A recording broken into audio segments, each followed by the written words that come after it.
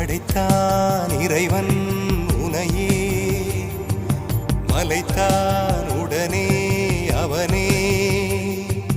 அழகை படைக்கும் திறமை முழுக்க உன்னுடன் சார்ந்தது, என் விழி சேர்ந்தது. விடிய விடிய மடியில் கிடக்கும் பொன்வினை உன்மேனி மீட்டட்டும் என் மேனி. விரைவினில் வந்து கலந்திடு, வீரல் பட மெல்ல காணிந்திடு. உடல் மட்டும் இங்கு கிடக்குது, உடன் வந்து நீயும் உயிர் கொடு.